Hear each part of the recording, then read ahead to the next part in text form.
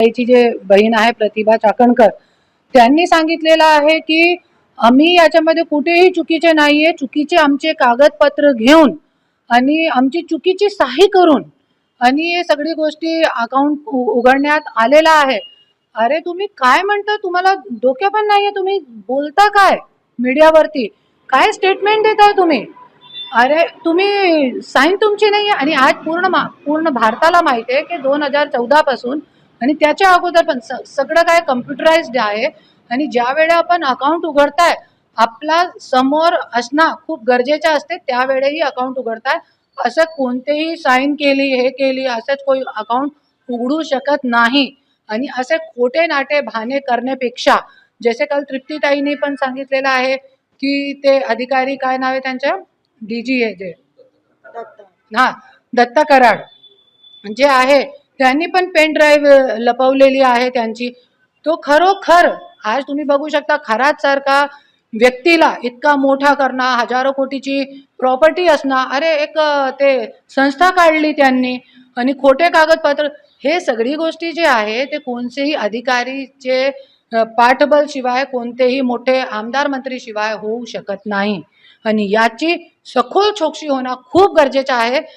नाहीतर तुम्ही अगोदर बघितलेलं आहे, असे खूप खरात सारखे झालेले आहे, खूप सेक्स रॅकेट लोकांच्या समोर आलेले आहे, परत नवीन खरात तयार होत आहे. पण कोणी पाठबळ देत आहे असे लोकांना? हे खूप मोठा प्रश्न आहे ना. आणि कधीपर्यंत हे सुरू असणार आहे, हे खूप मोठा प्रश्न आहे भारतामध्ये. कधीपर्यंत असंच महिलांच्या खच्चीकरण होणार आहे? कधीपर्यंत असंच खरात सारखे, एक खरात जेलमध्ये गेला तर काय, एक आसाराम जेलमध्ये गेला तर काय, और आहे ना यांच्याकडे?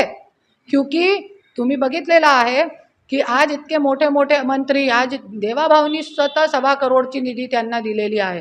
कशाला दिली आहे? अरे तुम्ही शेतकरी लोकांना तो बी पण वाटप करत नाही, पण खरात सारखे लोकांना तुम्ही 1.25 कोटी देताय, आणि 1.25 कोटी तो फक्त बोलण्यासाठी. आणि जितके मोठे मोठे लोकांच्या, एक तो गरीब व्यक्ति के साथ उसका फोटो नहीं आया खरात का, कि किसी गरीब का भला करा उसने, किसी की भविष्यवाणी चांगली केलेली असेल, फक्त मोठे मोठे राजकारणी. तो याच्यामध्ये खूप काही आहे आणि सगळं काही जे आहे उघडकीस व्हायला पाहिजे. कोण मंत्री आहे, कोण आमदार आहे, घराच्या मेन आका कोण आहे, ते शोधणं गरजेचं आहे. ताई, खरं तर प्रतिभा चाकणकरची चौकशी होते. खरं तर दुसरीकडे त्यांचीच बहीण जी अडचणीत आलेली आहे सुरुवातीपासून, रुपाली चाकणकर, यांची साधी चौकशी देखील अजूनपर्यंत होत नाही आहे. तेच मुद्दा आहे आपला की कशा होणार त्यांची चौकशी, कशा होणार? फक्त महिला आयोगच्या अध्यक्षपदाचा राजीनामा दिला, हकालपट्टी झाली, बस झाला का?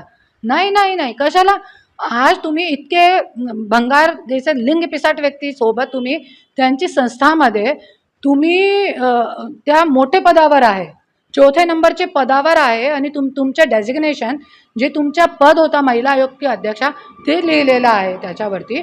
तरी पण तुम्ही, तुमच्यावरती चौकशी होत नाही, तुमच्यावरती सुद्धा एक नोटीस पण पाठवत नाही पोलीस अधिकारी. तो आज कशी मिलीभगत सुरू आहे. आणि मला असं वाटते की बहुतेक खूप सारे नेता, आमदार, मंत्री यांचे नाम याच्यामध्ये असेल, त्याच्यासाठी आज रुपाली चाकणकरना पण, क्योंकि रुपाली चाकणकर महिला आयोगमध्ये आहे.